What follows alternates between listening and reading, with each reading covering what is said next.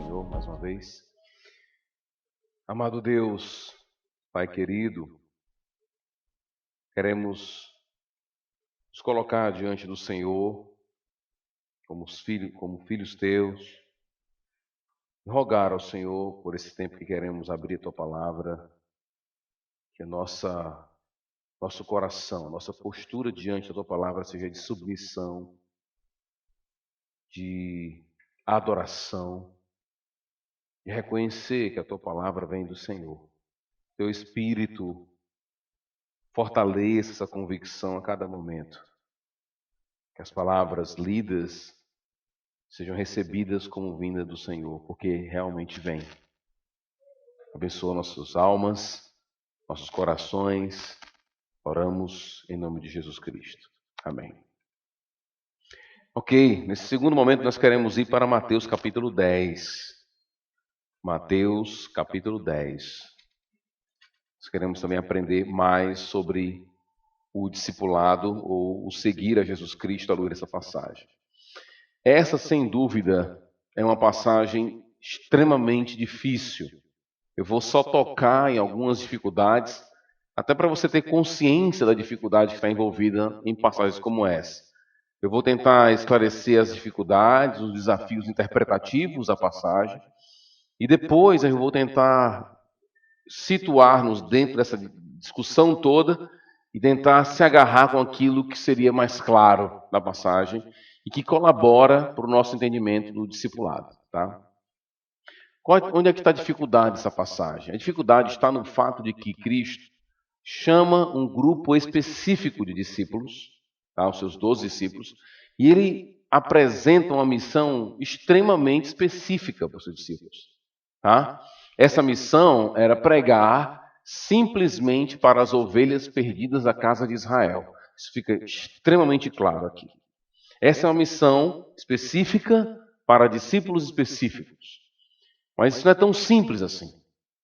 Porque ao dar uma missão específica para um grupo específico de pessoas, Cristo prepara os seus discípulos para uma realidade. E essa realidade que ele prepara, eles só viveriam depois que Cristo viesse a morrer. Porém, dentro do preparo, ele vai dizer que eles não percorreriam a casa de Israel, ou todo o povo de Israel, até antes do Filho vir. Então, o texto ele começa falando com um grupo específico de pessoas, uma missão específica, só que ela começa a ganhar meio que tonalidades que vão além daquela realidade. Isso acontece muito na Escritura, por isso que assuntos que envolvem, por exemplo, escatologia, né, a volta de Cristo, a segunda vinda do Senhor, tudo mais, são assuntos extremamente difíceis, porque na hora de apresentar o assunto, muitas vezes o presente, o passado e o futuro não são tão claros quando você começa a ler. Parece que ele está falando para uma realidade específica, só que a mentalidade dele está em outro lugar. É como ler Isaías. Durante um tempo eu fiquei estudando Isaías, uns 3 anos da minha vida eu fiquei estudando Isaías, e muitas vezes a minha dificuldade com o livro de Isaías era, primeiro, quem está falando aqui? Segundo, para quem ele está falando? E que tempo ele está falando? É do presente, do passado ou do futuro? Entendeu? E muitas vezes a resposta era os 3, ou só o presente pensando no futuro. Então, essa questão não é tão simples assim. Talvez a declaração mais complicada que nós encontramos nessa passagem está no versículo 23, quando ele vai dizer assim: quando forem perseguidos um lugar, vão para o outro. Eu lhes garanto que vocês não terão percorrido todas as cidades de Israel antes que venha o Filho do Homem. E aí vem a expressão, a vinda do Filho do Homem. O que quer dizer a vinda do Filho do Homem? Para muitas pessoas é muito claro, a vinda dele é a segunda vinda, mas para outros não é tão claro assim. Porque em alguns momentos, em Apocalipse, por exemplo, capítulo 2, as cartas de Cristo às igrejas, ele chegar, a vinda dele não necessariamente é a segunda vinda. É simplesmente uma manifestação dele. Outra coisa é a expressão Filho do Homem.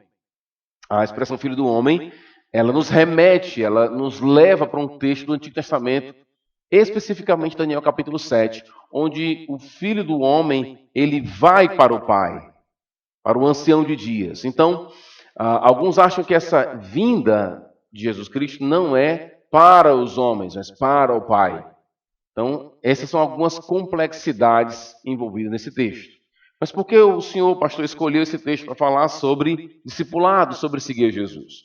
Porque à medida em que Cristo vai explicando para os seus discípulos sobre essa missão específica, pregar para o povo da casa de Israel, comportamentos específicos, no processo ele vai falar de realidades que vão além daqueles discípulos. Promessas que vão além dos discípulos e que são ratificadas ao longo das cartas paulinas e dos documentos que vieram depois de Cristo. Então, muito do que se fala aos discípulos aqui se aplica também àqueles que seguem a Jesus. Isso é meio que um padrão no Evangelho de Mateus.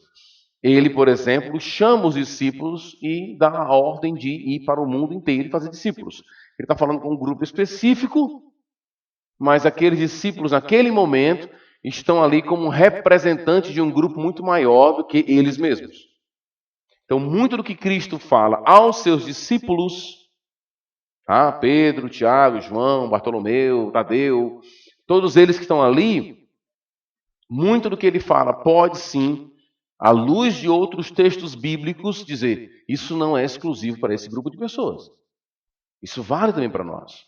E mais, de maneira mais clara para mim, a partir do versículo 17. Por isso que a gente vai começar aqui a partir do capítulo 17. O que nós encontramos de ênfases nesse texto aqui? A primeira ênfase que para mim é muito forte é a ênfase no discurso. Ele vai usar vários verbos aqui, ó. Testemunhar, falar, confessar, anunciar. Todos são verbos que envolvem algum tipo de discurso. Quem testemunha, fala de alguém. Quem anuncia, anuncia algo a alguém. Então, durante todo o texto vai ver essa força muito grande do anúncio. Segundo ponto é a perseguição. É uma declaração muito forte de Cristo, preparando seus discípulos para a perseguição. Tá? E essa não é uma verdade exclusiva para aqueles 12. Paulo nos garante isso na sua carta pastoral, quando ele vai dizer que aqueles que querem viver de maneira piedosa padecerão perseguição. E Paulo prepara também em Atos, dizendo que para que você possa entrar no reino de Deus é necessário que você passe por muitas tribulações, muita perseguição. Essa história de você ter uma vida cristã sem passar por algum tipo de perseguição é não entender teologicamente a relação entre morte e ressurreição. E Paulo fala isso para o seu filho na fé. Timóteo estava desanimado com as perseguições. Ele vai dizer, olha Paulo, Timóteo, participa comigo dos meus sofrimentos. Você não tem só parte na ressurreição, você tem parte na morte também. E isso Cristo preparou, não somente aqui, mas em outros momentos. E ele vai mostrar isso muito claramente nessa passagem específica, quando ele vai dizer, você não pode ser maior do que o seu Senhor. Se perseguiram a mim, né, o discípulo é aquele que segue o padrão do seu Senhor, então é a lógica da coisa. A perseguição acontece. Pastor, mas tem textos que dizem que a gente tem que orar pelas lideranças para que possamos ter uma vida tranquila. O problema é o que ele quer dizer com vida tranquila.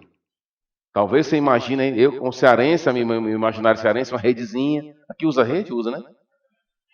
Tem rede aqui, uma redezinha, entendeu?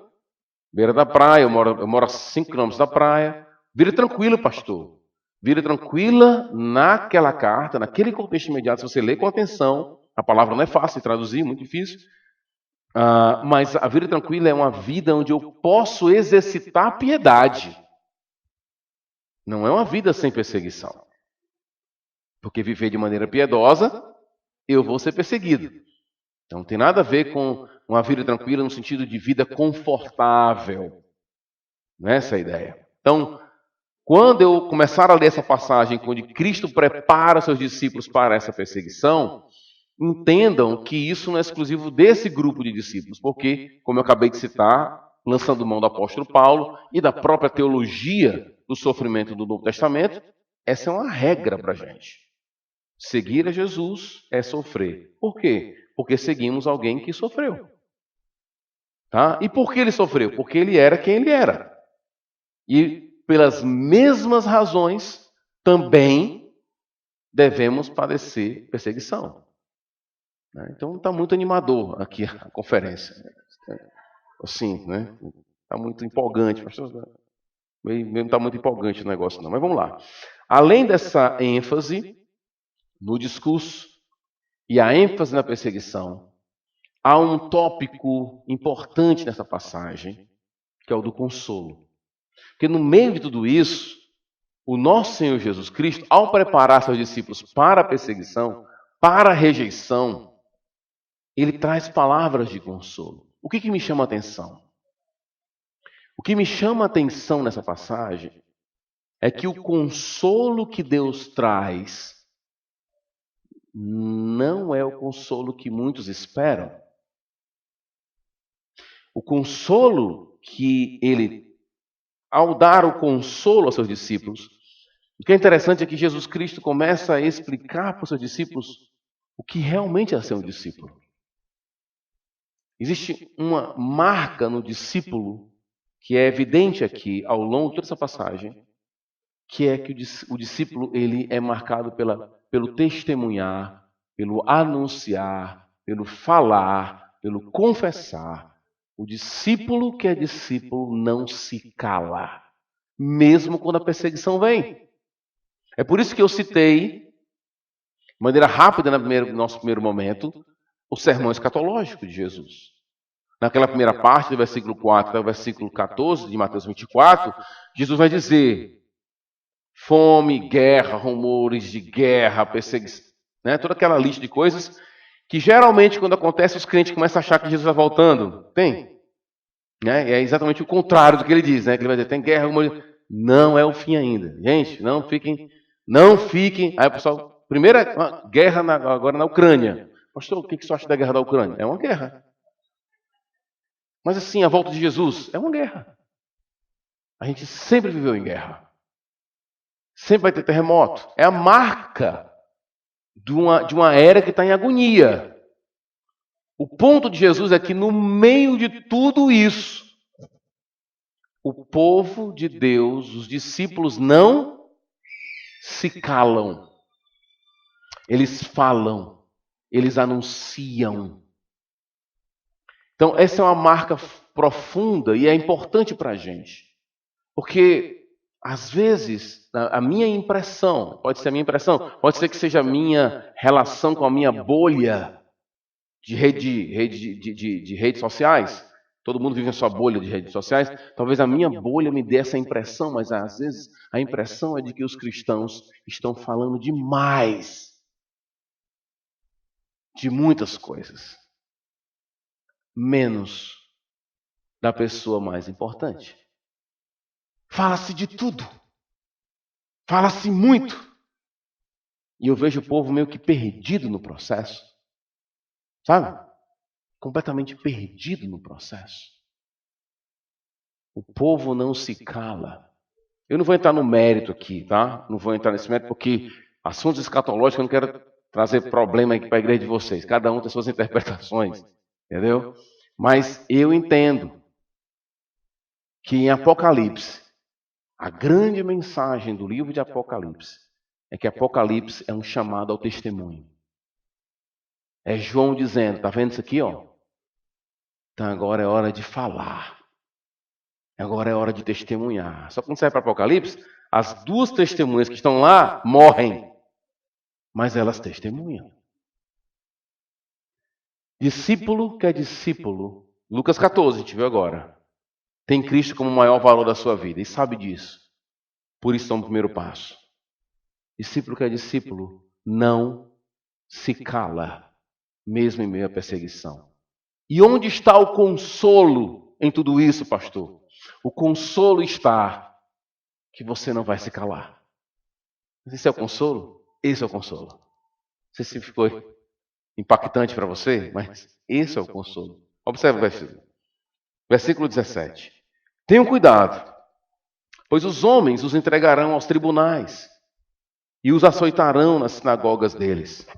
Por minha causa, vocês serão levados à presença de governadores, como testemunhas a eles e aos gentios. Percebe? Por minha causa. por estarem conectados a mim, por terem compromissos comigo, com o plano redentivo, vocês vão ser perseguidos. É por causa de mim. Eu não vou citar agora para vocês, mas se você estudar melhor, com cuidado, o final da primeira carta de Pedro, ele vai ensinar isso para você. E o que é interessante lá de Pedro é que quando nós sofremos porque estamos em Cristo, isso fortalece a nossa alma. Não sei como é que é a sua visão de sofrimento, mas geralmente quando alguém está passando por alguma dificuldade, a gente diz, será que essa pessoa vai continuar nos caminhos do Senhor? E Paulo vai dizer que a perseguição gera perseverança. Tiago vai na mesma onda lá no capítulo 1. Quando nós somos perseguidos por sermos cristãos, tem gente que é perseguido no trabalho porque é chato mesmo. Entendeu? Sou pessoa chata, mal educado. Aí diz assim, pastor, lá no meu trabalho está difícil, o pessoal está me perseguindo, porque eu sou crente. Não. É porque você é uma pessoa mal educada. Pessoa chata, emburrada, amargurada, cara feia. Aí o pessoal realmente não gosta de você. Mas quando você é perseguido por ser cristão, é outra realidade. Pedro nos ensina lá que é como se nós, de alguma forma, revivêssemos o que Cristo passou. E no processo a gente entendesse o que ele viveu. E isso fortalecesse a nossa fé. Por que eu estou dizendo isso? Porque o texto está dizendo que eles estão sofrendo por causa dele. Por causa de mim. Ele diz, por minha causa vocês serão levados à presença de governadores, reis, como testemunhas a eles, aos gentios. Testemunha. O que é uma testemunha? Essa palavra é fantástica para descrever, porque é assim, foi essa palavra que foi escolhida por Jesus Cristo para descrever o que o Espírito Santo ia fazer com os seus, não é isso? Em Atos 1:8 ele vai dizer, eu vou e vocês receberão o Espírito Santo e ele fará de vocês minhas testemunhas. O que é uma testemunha? É alguém que fala do que realmente experimenta, do que vê, do que testemunha. O nome está dizendo já. Então isso é muito importante porque às vezes a nossa caminhada da fé, a gente racionaliza um pouco demais a fé cristã, sabe? Quer argumentar demais que Deus existe e tudo mais. E muitas vezes o que a pessoa precisa ouvir é o que você vive com Jesus. Entendeu o ponto? É diferente. Você pode argumentar, a fé cristã, ela não é um convite ao absurdo, ao abandono do racional, mas ela é muito mais do que racional. E muitas vezes não adianta só você entender o cristianismo como um sistema teológico que faz sentido à sua mente. Testemunhar não é só falar, olha, faz sentido ser cristão, sabia? Testemunhar é, eu sei o que é viver com Ele. Eu sei como é estar com Ele. Isso é testemunhar. Eu vivo com Ele e sei como é. Tá? Então, às vezes, os cristãos se veem em debates apologéticos para a defesa da fé cristã, e no processo usa-se muitos argumentos para lá e para cá, que tem a sua importância, tem o seu peso, tem o seu valor, evidentemente, mas não é suficiente. Não é suficiente. É importante você dizer para a pessoa, eu quero falar para você de uma pessoa com quem eu vivo, com quem eu me relaciono. Ok? Isso é testemunhar. Versículo 19. Mas quando os prenderem, não se preocupem. Qual deveria ser a preocupação deles? Não se preocupem com suas famílias, não se preocupem. Não é esse ponto, Jesus. Eu acho fantástico isso aqui. Dizer, não se preocupem, você fica assim já querendo colocar assim, não se preocupe. Não se preocupe com o que vocês vão dizer. Mas será que essa seria a minha preocupação? Entendeu? Será que eu me preocuparia com o que dizer? Sim, se você se entendesse como um discípulo, porque o discípulo não se cala. Se na primeira mensagem você aprendeu, o discípulo sabe quem Jesus Cristo é, no seu cálculo de valor, na segunda mensagem de hoje, o discípulo não se cala. Tanto é que essa é uma preocupação do discípulo. E quando eu for preso? E quando eu for perseguido? Como é que eu vou falar? Como é que eu vou dizer? Ele vai dizer. Aqui está o consolo. Versículo 19. Quanto ao que dizer, ou como dizê-lo, naquela hora lhe será dado o que dizer, pois não serão vocês que estarão falando, mas o Espírito do Pai de vocês falará por intermédio de vocês. O que é isso? É trazer uma mensagem que não é nossa. Um discípulo traz uma mensagem que não é dele. E a nossa luta muitas vezes é o que dizer e como dizer. E o consolo de Deus é: o Espírito vai dar essa condição para você. Mas isso aqui não é só para os apóstolos? Leia o Novo Testamento. E você saberá que isso não é exclusividade dos apóstolos. Eu acabei de citar um versículo, Atos 1 e 8. E nós somos o povo do Espírito. Lembra que quando Cristo veio, ele veio e João Batista vai dizer assim, olha, tem alguém maior do que eu aí, e eu batizo com água, mas ele vai batizar vocês com o Espírito Santo. Na hora que o povo ouvia isso, eles já iam direto para Joel capítulo 2, Isaías capítulo 44, capítulo 59, eles iriam olhar para o tempo da promessa em que Deus ia derramar o seu Espírito. E uma das marcas do derramar do Espírito é a capacitação que o Espírito dá.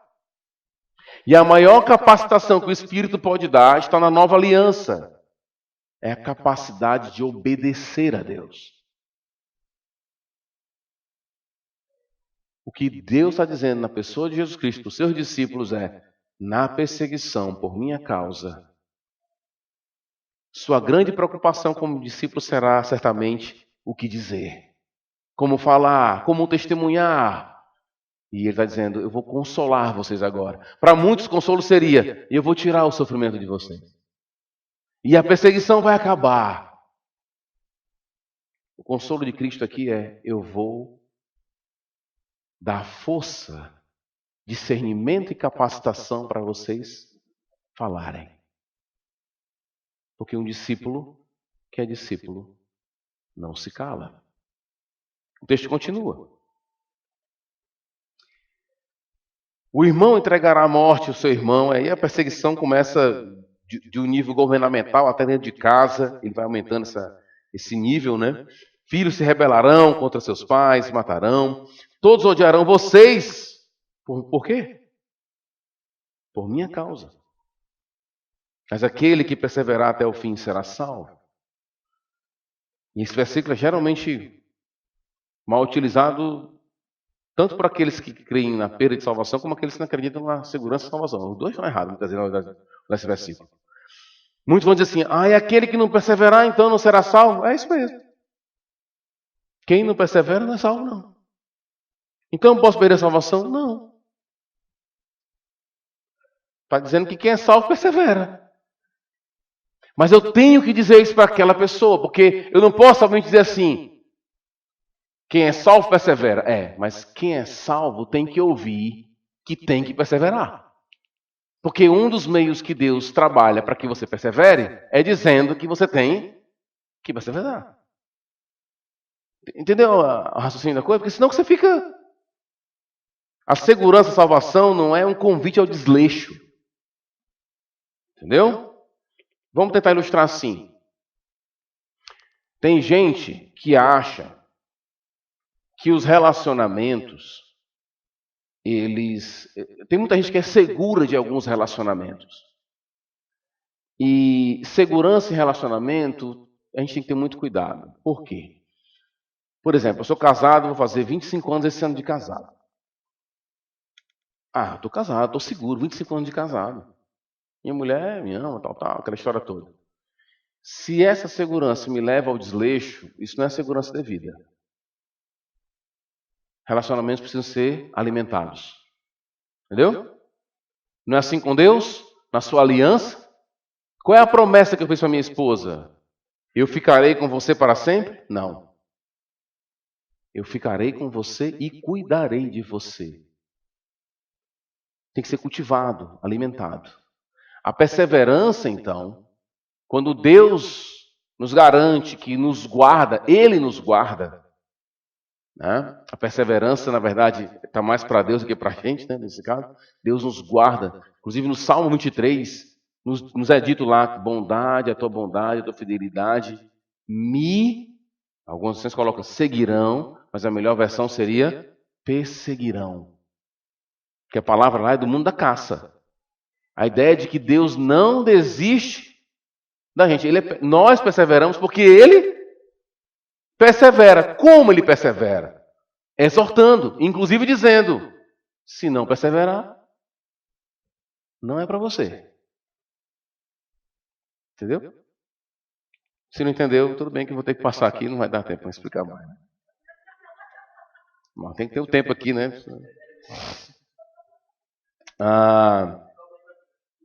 Como é que é? É, sobra para o pastor aí. O pastor depois explica para vocês aí. Aí continua o texto. Quando forem perseguidos, aquele texto que eu falei para vocês, né?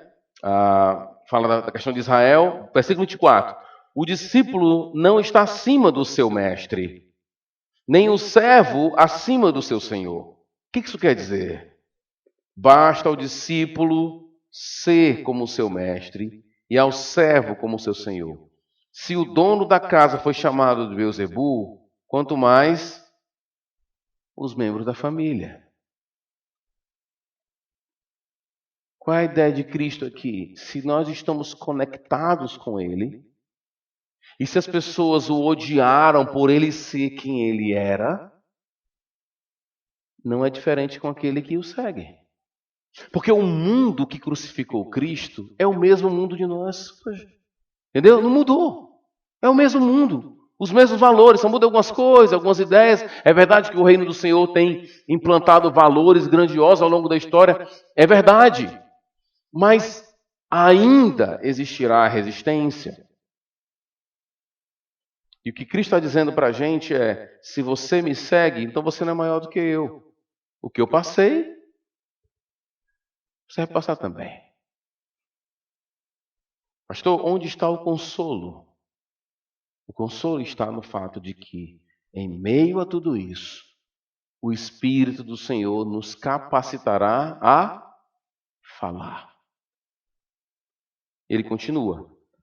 O discípulo não está acima do seu Senhor, versículo 25 agora. Basta o discípulo ser como seu mestre, já falei, versículo 26. Portanto, não tenham medo deles. Deles quem? Sobe um pouquinho para o versículo 22. Aqueles que odeiam. Aqueles que te perseguem. O que Cristo está dizendo para os seus discípulos é: não cabe a nós temer os homens. Há um versículo em Hebreus, capítulo 13, que diz assim: o que poderá nos fazer os homens? O que os homens poderão fazer conosco? Tirar nossos empregos? Tirar nossa vida? O que eles poderão fazer? Há um tempo atrás eu li um livro chamado, não tem português ainda esse livro, Eu Não Tenho Medo do Anticristo. Interessante o título, né? E no livro, são dois autores, e um dos autores é o Craig Keener.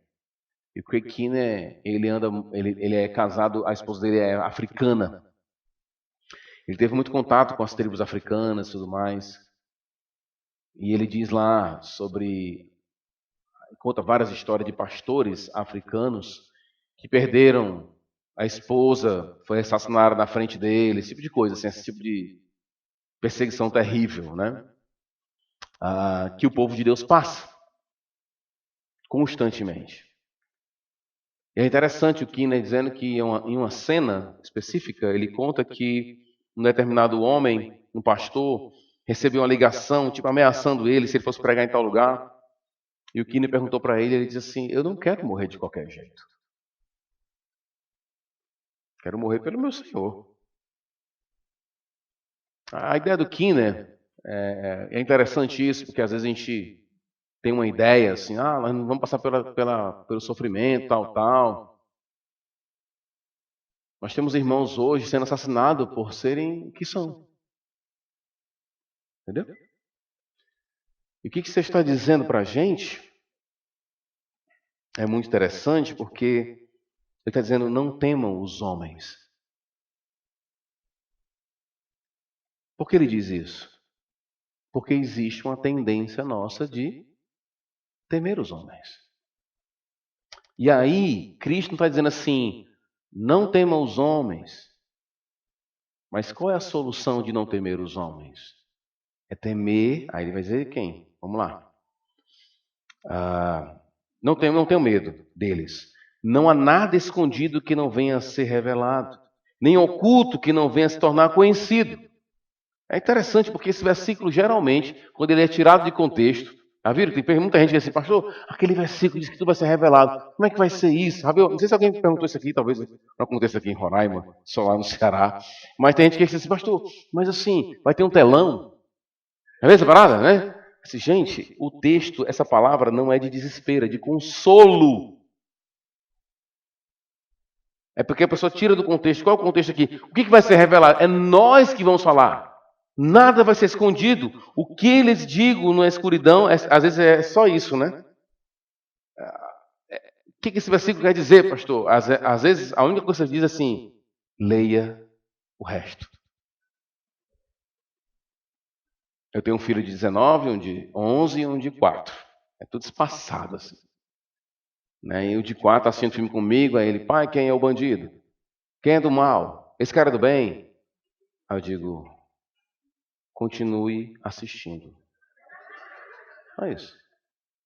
E às vezes para o crente é só continue lendo. É tipo, onde houver 2 ou 3 reunidos, eu estarei convosco. Sabe esse versículo? Quando é que ele é usado? Pouca gente na igreja, galera desanimada. Aí joga esse versículo, nada a ver, versículo. O versículo está dizendo isso, o versículo está dizendo que se eu tiver um problema com alguém, eu resolvo, né, com outra pessoa, Deus vai estar lá, está resolvido. Não precisa chamar o pastor, não. Nem diácono para resolver. Está resolvido já. Só continuar lendo. Então esse versículo às vezes aqui, pastor, isso aqui, continua lendo. O que lhes digo na escuridão, falem à luz do dia. Quem vai falar? Vocês vão falar. Nada tem que ficar oculto, tem que ser revelado. Falem, proclamem, testemunhem, porque o discípulo fala. O que é sussurrado nos seus ouvidos, proclamem dos telhados. Não tenham medo dos que matam o corpo, mas não podem matar a alma. Antes tenham medo daquele que pode destruir tanto o corpo como tanto a alma como o corpo no inferno. Qual é o ponto desse texto aqui? Quem é que pode fazer isso? Só Deus pode fazer isso. Alguns querem colocar isso na conta de Satanás. Só dá muita trela para Satanás, né? Dá um valor do tamanho do mundo para ele. Aqui é Deus. Jesus está dizendo assim, não tenham medo dos homens, tenham medo de Satanás. Ele não está dizendo isso. Ele está dizendo, não tenham medo dos homens, tenham medo de Deus. Certo?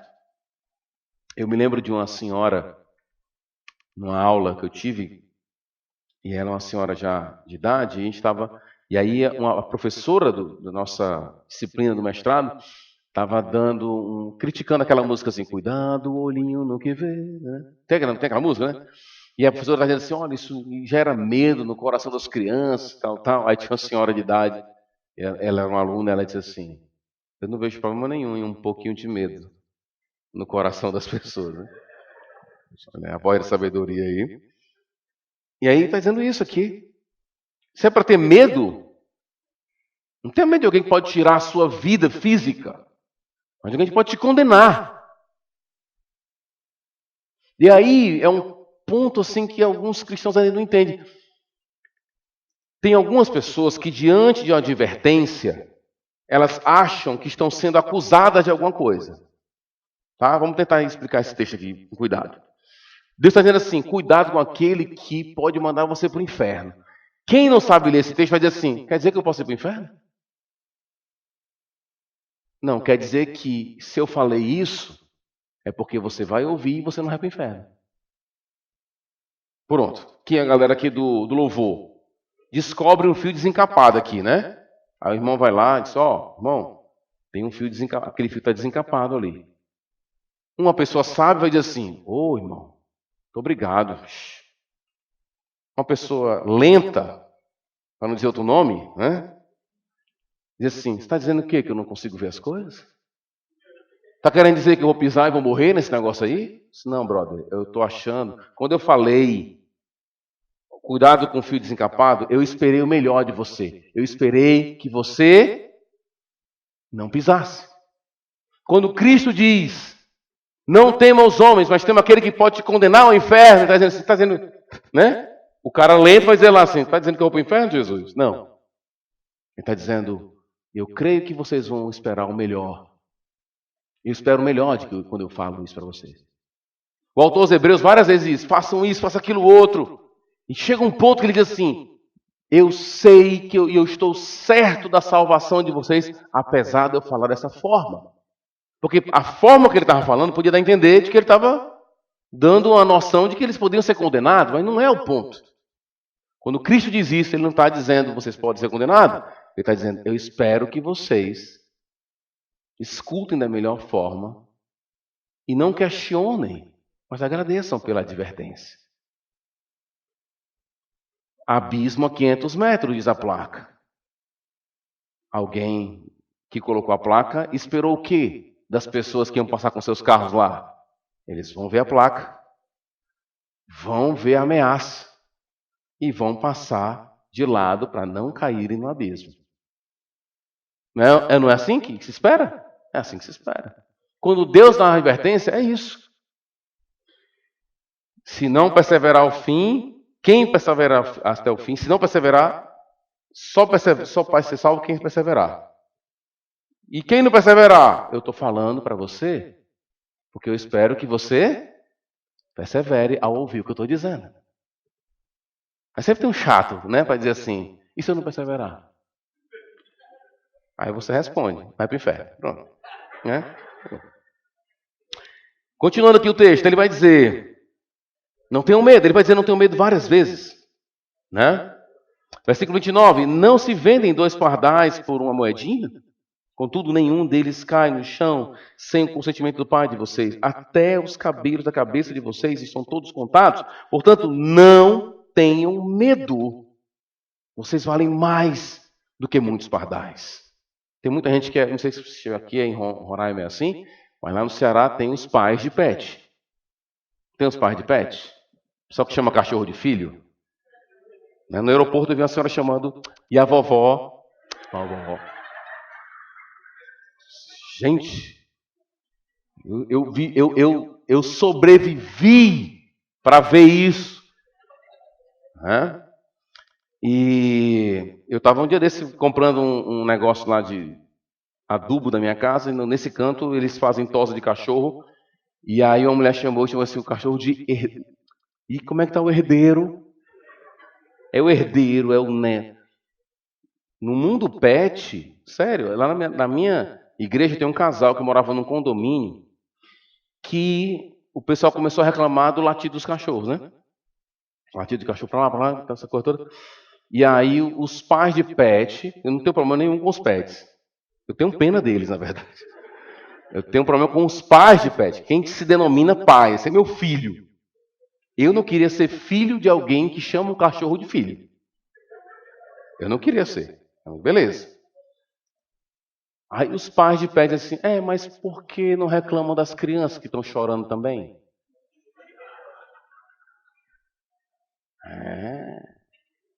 Essas pessoas com Jesus Cristo Porque ele vai dizer assim: vocês são maiores e melhores do que os pardais.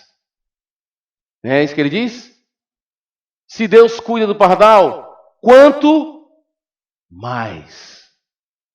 Porque vocês valem muito mais do que qualquer animal.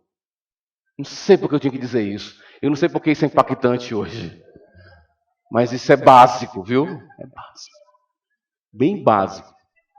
Sim, bem fundamental. Assim, ABC, né? Não sei se vocês sabem disso, mas vocês valem muito mais do que os cachorros, do que os gatos. Entendeu? Se você não acha isso, você está bem longe de Jesus, viu? E Jesus não morreu por cachorro, por gato. Você sabe disso também, né? Mas, okay. Continuando, para a gente encerrar aqui o texto e ir para as aplicações. Pois quem me confessar, olha a palavra confessar, está paralela a falar, está paralela a testemunhar, está paralela a anunciar. Diante dos homens eu confessarei também diante do meu Pai que está no céu. Mas aquele que me negar diante dos homens eu também negarei. Por que a gente não nega? Porque nós somos discípulos.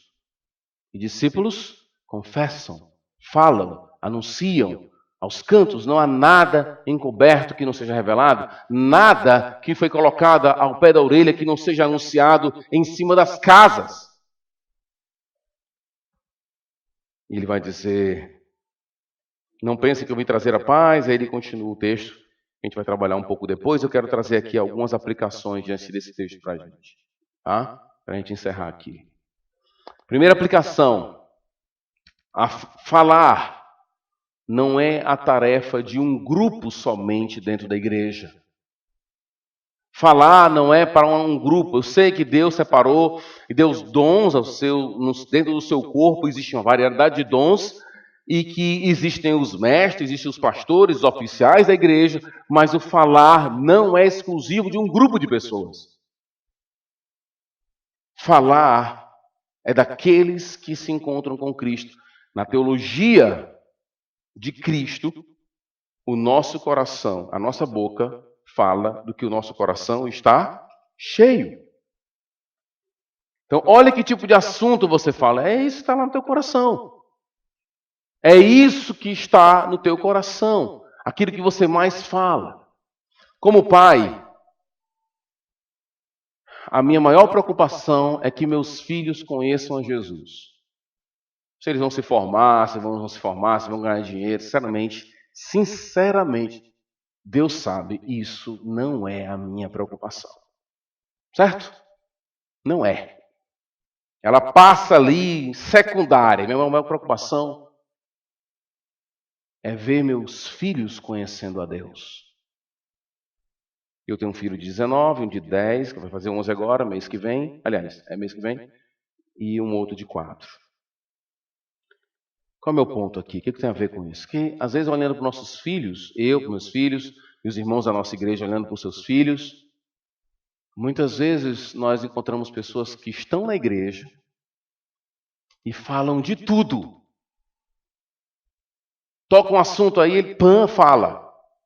Entendeu? Quem fez o gol, então o cara vai dizer, ele fez o gol aos 43 do segundo tempo, tal. Tipo assim, tu torce que time? Eu torço Fortaleza, que era o gol do Curitiba no segundo tempo. O cara sabe, tá entendendo? Um time assim, que não tem nada a ver com ele sabe até o tempo em que...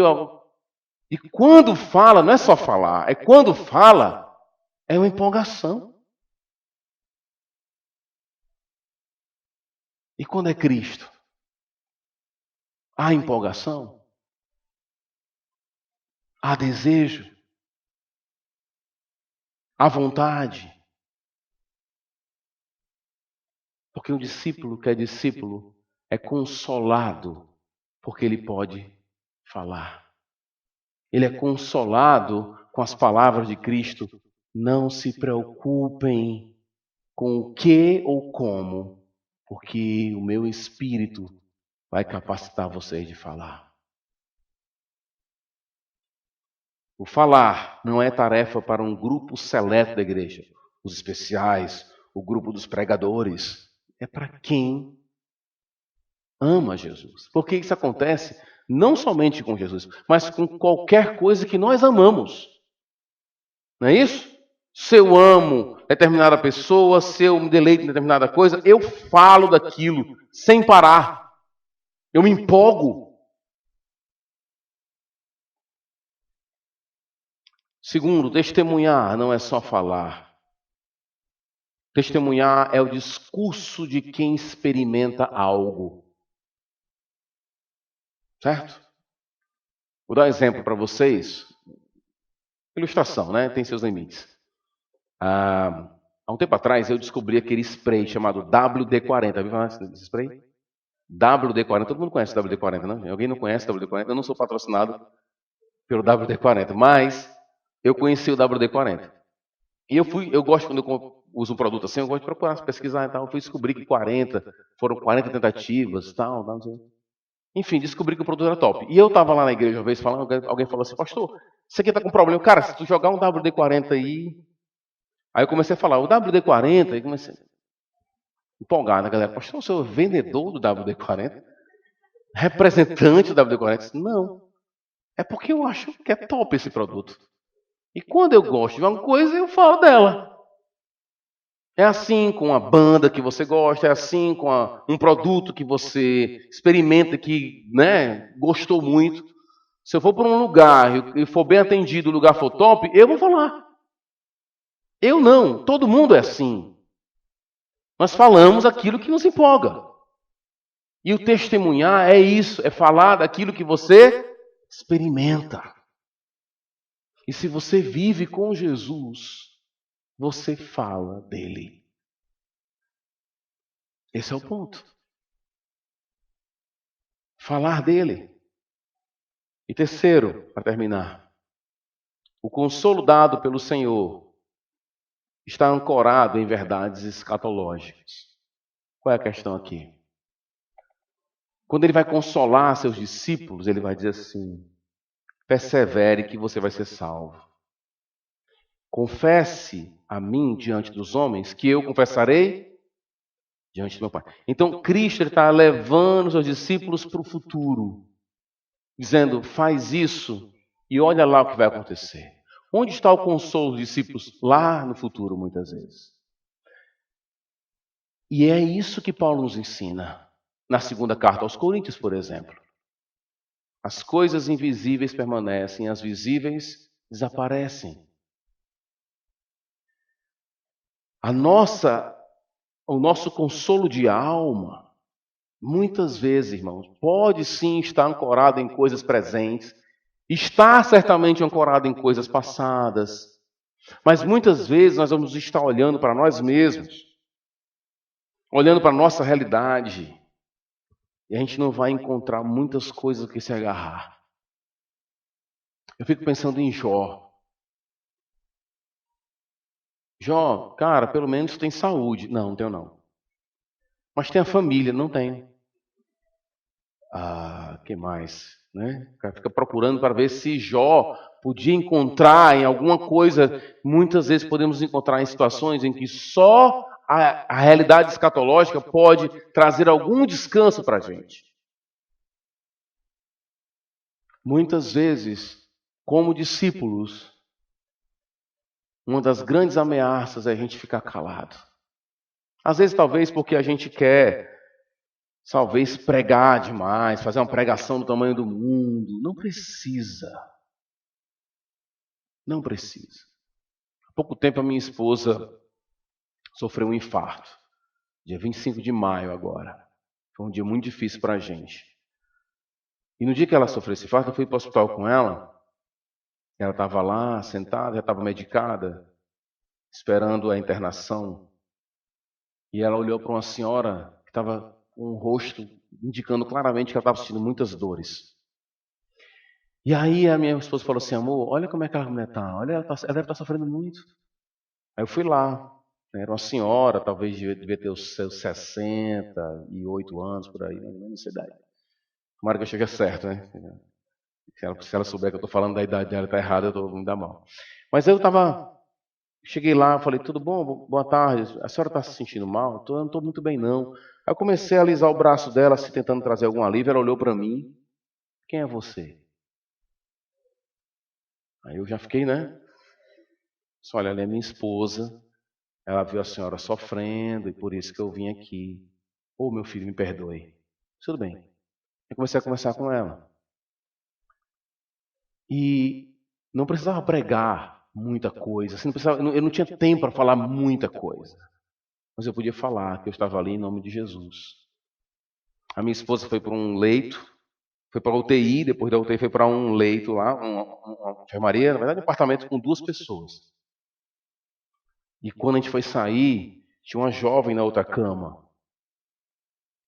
E eu falei assim para a mãe dela, eu vou pedir uma coisa para a senhora, e a senhora pode dizer um não, fique à vontade, não fica triste não. Se pode dizer um não, eu respeito demais, assim, fique tranquila. Tudo bem. Durante os dias que minha esposa ficou lá, ela foi muito amorosa com essa senhora, cedendo algumas coisas, uma série de coisas. E quando eu fui embora, eu disse assim, eu posso orar pela sua filha? Ela disse, é claro. Disse, muito obrigado, eu vou orar pela sua filha. Quando eu vou para o hospital, eu gosto de dizer, eu posso orar por você? Só que quando eu oro, eu não só oro, eu prego o Evangelho. Lembra de Jesus Cristo em João 11? Senhor, eu falo contigo assim, para que eles... Jesus estava orando só para Deus? Não, falando com Deus, mas de olho no povo. Então eu orei assim para ela. O Senhor que é soberano sobre todas as coisas, que enviou Jesus para salvar aqueles que se arrependem dos seus pecados. Ó Senhor, o Senhor que é grandioso, que se revela em Tua palavra. E a Tua palavra que nos garante que aqueles que se arrependem... Pastor, você está orando ou está pregando? Os dois. Não se cale. Um discípulo não se cala. Fale de Cristo quantas vezes puder. Hoje eu vim aqui à tarde, tinha uma turma, digamos assim, né, pastor, socialmente reprovada aqui na frente. Fala para eles. E não precisa pregar muito. Não precisa passar o tempo todo falando. Mas dê sinais de que você segue alguém, de que você vê a vida pelos olhares de outro, e que esse outro tem um nome. Discípulo que é discípulo sabe o valor de Jesus. Discípulo que é discípulo não se cala. Ele fala, ele anuncia, ele confessa, ele proclama. Isso é consolo para nós, porque o Espírito nos capacita para isso. Vamos orar? Obrigado, Santo Deus, por nos trazer essa noite aqui e nos dar a Tua santa palavra, que nos desafia e nos consola. Obrigado por ser nosso Pai, por se aproximar como Pai, por se revelar e manifestar-se como Pai, como um rei, mas rei servo. Obrigado, Senhor, que a nossa vida contigo possa ser intensa e que isso possa se manifestar em nosso discurso. Que o valor que o Senhor tem possa ser contemplado por cada um de nós a cada dia, a cada momento, se surpreendendo a cada dia com o valor que o Senhor tem. Tendo o coração cheio de gratidão. Coração grato não é coração calado, é coração que fala. Abençoa essa conferência, tudo que vai acontecer. Que Teu Espírito opere nos corações. Que não seja só um tempo de aprender informações, mas de encarnar as Suas verdades em prática. Em nome de Jesus que nós choramos. Amém.